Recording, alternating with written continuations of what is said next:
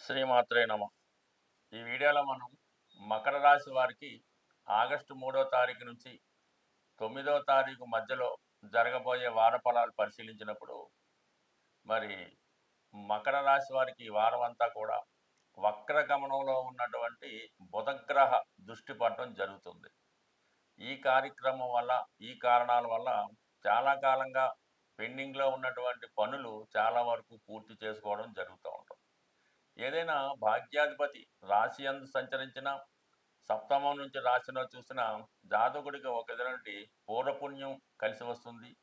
మంచి కార్యక్రమాలు చేయాలనే ఆలోచన కూడా ఏర్పడుతూ ఉంటుంది. ఈ సమయంలో మీరు చేసే ప్రతి ప్రయత్నానికి ఏదో విధంగా భగవంతుని ఆశీస్సులు లభించడం వల్ల ఈ పెండింగ్ పనులు పూర్తి చేసుకునే అవకాశం ఉంటుంది.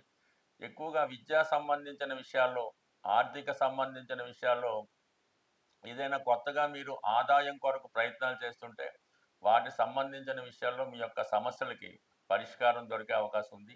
ఆర్థిక పరంగా మీరు ఎదురు చూస్తున్నటువంటి ఆర్థిక సహాయం ఈ సమయంలో మీకు అందే అవకాశం ఉన్నది. సో, ఆ విధంగానే మీకు కాకపోయినా మీ యొక్క భర్త లేదంటే మీ భార్య గారికి అదృష్టం కలిసి వచ్చే అవకాశం ఉంది. వాళ్ళు జీవితంలో ఎదురవుతున్నటువంటి సమస్యల నుంచి బయటపడడం జరుగుతుంటుంది. వ్యక్తిగతంగా వారి యొక్క హోదా పెరుగుతూ ఉంటుంది. తద్వారా మీకు కూడా ఒక విధంగా మంచి పేరు, నేమ్ అండ్ ఫేమ్ రావడం, సొసైటీలో మీ యొక్క వాల్యూ పెరగడం జరుగుతూ ఉంటుంది. అంటే గత కొంతకాలంగా ఏదో ఒక సమస్య నుంచి, ఏదో ఒక ఇబ్బందుల నుంచి ఎదుర్కొన్న మీరు వాటి నుంచి కంపల్సరిగా బయటపడడం జరుగుతూ ఉంటుంది. ఈ సమయంలో మీరు ఏదైనా ఒక విహారయాత్ర కానీ, వినోదయాత్ర కానీ, ఏదైనా ఒక పుణ్యక్షేత్రాన్ని దర్శించడం, లేదంటే ఒక వివాహ వేడుకలో పాల్గొనే అవకాశం తప్పకుండా వచ్చే అవకాశం ఉన్నది. ఇక ముఖ్యంగా మీకు ఈ కుజుని యొక్క స్థితి.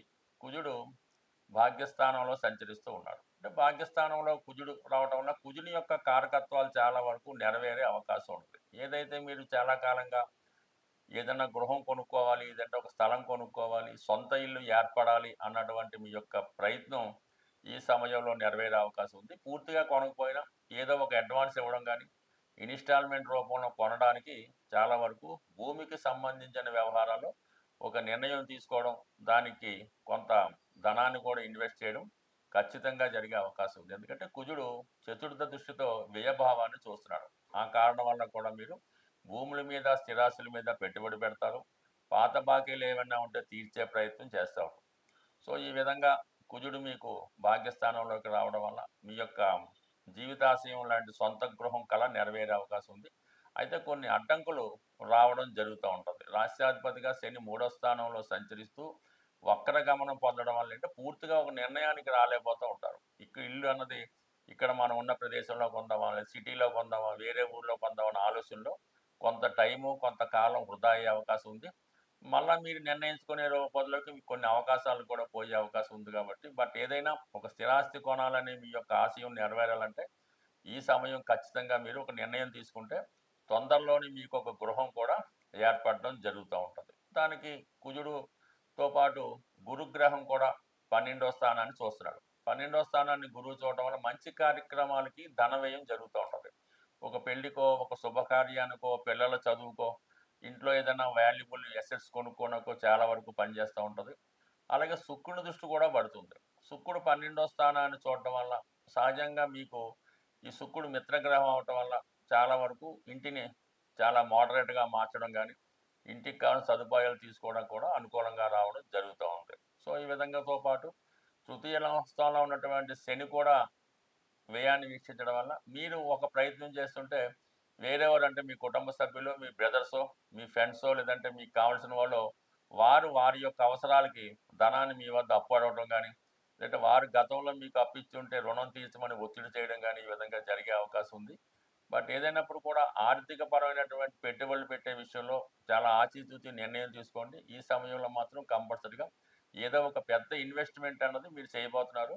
అది కంపల్సరీగా మీకు ఫ్యూచర్‌లో లాభసాటిగా ఉండే అవకాశం ఉంది. అయితే కొంత బంధువులతో విరోధాలు గానీ, స్త్రీలతో విరోధాలు గానీ, లేదంటే సంతానంతో మీ యొక్క పిల్లలు గానీ, మీ యొక్క భార్య గానీ, మిగతా వాళ్ళు గానీ మీ యొక్క ఈ ప్రయత్నానికి చాలా వరకు వ్యతిరేకించవచ్చు. ఎవరి అవసరాలు వాళ్ళకుంటాయి కాబట్టి, అందరి అవసరాలు మీరు తీర్చాలంటే మీ ఒక్కళ్ళ వల్ల అయితే కాదు. ఈ సమయంలో మీకున్నటువంటి కొద్దిపాటి అవకాశాల్ని దీర్ఘకాలికంగా పెట్టుకుంటే మంచిది తప్ప ఈ సమయంలో మీరు ఎంత ధనం మీ కుటుంబం కొరకు అలాగే మీ శ్రేయోభిలాషుల కొరకు ఖర్చు పెట్టినా వాళ్ళకి తృప్తి అన్నది సాధారణంగా ఉండదు. ప్రతిదీ మీరు ఎంత పెట్టినా కూడా వాళ్ళ నుంచి విమర్శలు ఎదుర్కోవడం తప్ప మీ యొక్క కష్టాన్ని ఎవరు గుర్తించే అవకాశం కూడా ఈ సమయంలో ఉండదు కాబట్టి సాధ్యమైనంత వరకు మీ నిర్ణయం మీరే తీసుకోండి. వీలైతే ఏదైనా మంచి కార్యక్రమం చేసే ముందు అది రహస్యంగా చేసిన ఇబ్బంది ఉండదు. దాని ఫలితం వచ్చిన తర్వాత అందరితో చెప్పి వారితో పాటు మీరు వారి యొక్క ఆనందాన్ని పంచుకుంటే బాగుంటుంది. బట్ ఏదైనా పెట్టుబడి పెట్టే విషయంలో జాగ్రత్తగా ఉండండి. రుణ ప్రయత్నాలు చేస్తే అవి అనుకూలిస్తాయి.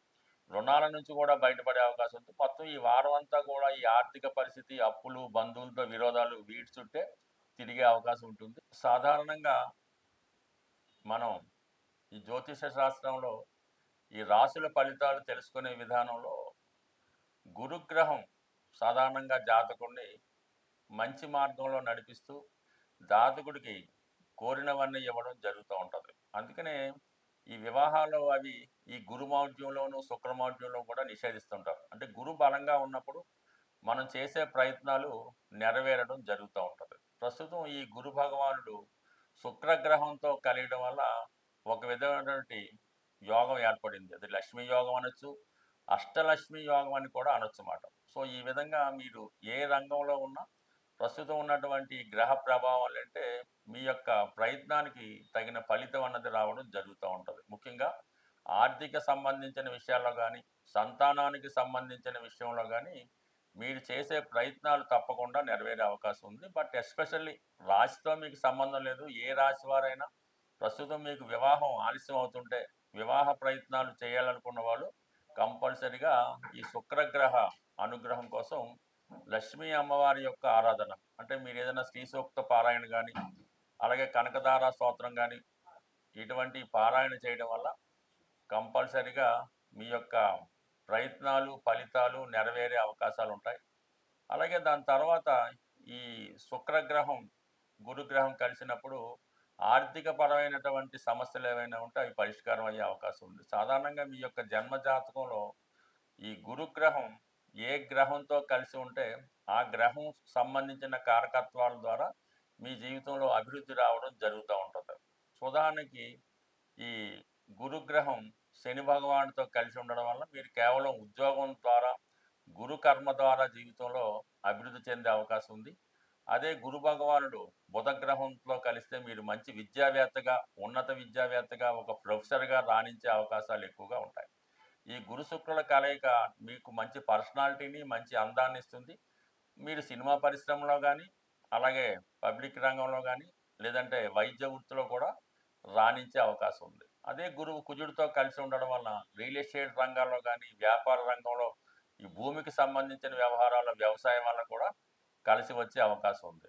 అలాగే గురువు అలాగే మరి కేతువు కలిసినప్పుడు ఆధ్యాత్మిక రంగంలో అదే పుణ్య కార్యక్రమాల ద్వారా ఆధ్యాత్మిక రంగంలో ప్రవచనాల ద్వారా పుణ్య కార్యక్రమాల ద్వారా కలిసి వచ్చే అవకాశం ఉంటుంది. ఇలాగా ఏదన్నా గురువు మనకి ఏ గ్రహంతో కలిసి ఉంటే ఆ గ్రహ కారకత్వాల ద్వారా జాతకుడు జీవితంలో పైకి వచ్చే అవకాశం ఉంది. దానివల్ల అంటే మీరు వ్యక్తిగత జాతకం పరిశీలించుకొని గురువు ఏ విధంగా ఉన్నాడు, ఏ గ్రహంతో కలిసి ఉన్నాడు, ఏ రాశిలో ఉన్నాడు, ఇవన్నీ పరిశీలించి ఆ రంగాల్లో మీరు ప్రవేశించినప్పుడు ఆటోమేటిక్గా మీకు అదృష్టం కలిసి వచ్చే అవకాశం ఉంటుంది. స్వస్తి.